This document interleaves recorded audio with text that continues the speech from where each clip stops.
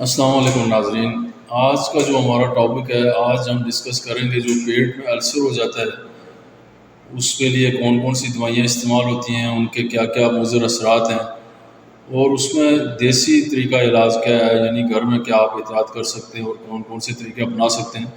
تو سب سے پہلے دیکھتے ہیں کہ معدے میں جلن اور السر دور کرنے کے لیے کئی قسم کی ادویات استعمال ہوتی ہیں۔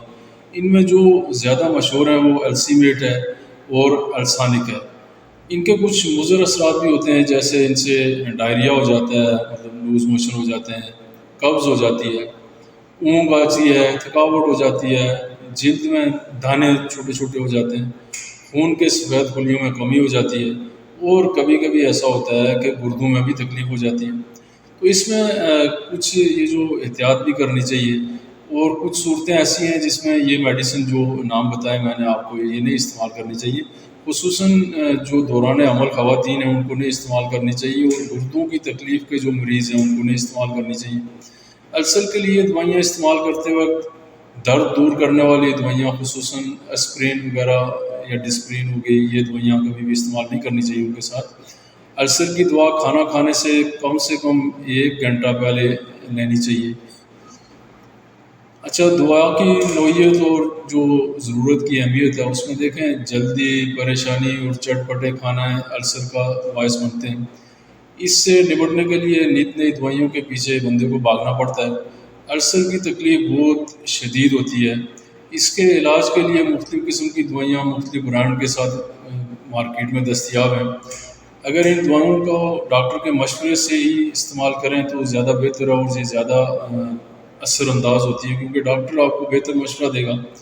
مگر دوائیں استعمال کرنے سے پہلے ضروری ہے کہ السر پیدا کرنے والے تمام عناصر کا جائزہ لیا جائے، اور ان عناصر کو اگر دور کر دیا جائے تو میرا خیال ہے آپ کو دوائیوں کی ضرورت نہیں پڑے گی۔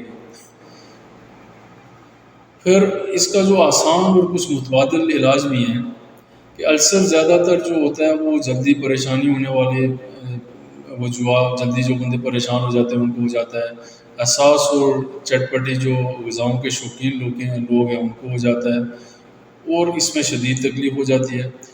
اس لیے السر کے علاج کے لیے سب سے پہلی اور اہم ضرورت ان عناصر پر قابو پانا ہے۔ سب سے پہلے آپ اپنی زندگی میں ٹھہراؤ لیں، ہر کام تامل سے کریں، سوچ سمجھ کر فیصلے کریں، ہر کام شروع کرنے سے پہلے اس کے تمام پہلوؤں پر غور کریں، اور کسی بھی حالت میں اپنا فوری رد عمل نہ دیں۔ اچھا، ہمیشہ مثبت سوچ اپنائیں، تازہ یعنی سادہ طرز زندگی اپنائیں، سادہ اور متوازن غذائیں کھائیں، ہمیشہ بھوک رکھ کے کھائیں۔ اچھا، دوسری ایک چیز جو بڑی ریزن ہوتی ہے وہ لال مرچ، تو لال مرچ سے جتنا زیادہ ہو وہ آپ پرہیز کریں۔ صبح شام دودھ یا دہی یا شربت میں اسبگول کا چھلکا ملا کر استعمال کریں، اس کے بڑے فائدے ہوتے ہیں۔ صبح شام 1 چمچ شہد اور 2 چمچ زیتون کا تیل ملا کر استعمال کریں۔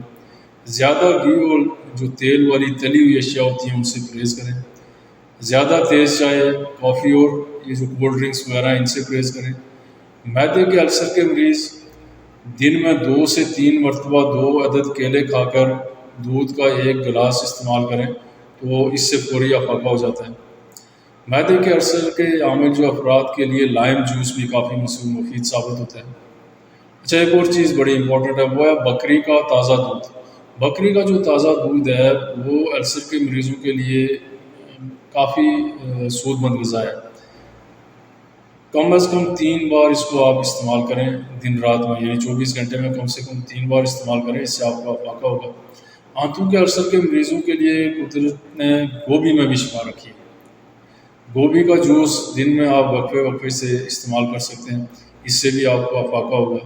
اور اگر آپ کو زیادہ تکلیف ہوتی ہے، کوئی پرابلم ہوتا ہے، تو میرا مشورہ ہے کہ پھر اگر ان چیزوں سے آپ کو آرام نہیں ہوتا تو آپ ڈاکٹر سے رجوع کریں اور ڈاکٹر سے کنسلٹ کریں۔ وہ جو بھی آپ کو مشورہ دیتے ہیں، جو بھی دوائی دیتے ہیں، وہ اس کو استعمال کریں۔ دعاؤں میں ہمیں یاد رکھیے گا۔ انشاءاللہ اگلی ویڈیو میں ایک نئے ٹاپک کے ساتھ آپ سے ملاقات ہوگی۔ اللہ تعالیٰ ہم سب کو اپنی حفظ و امان میں رکھیں۔ اللہ حافظ۔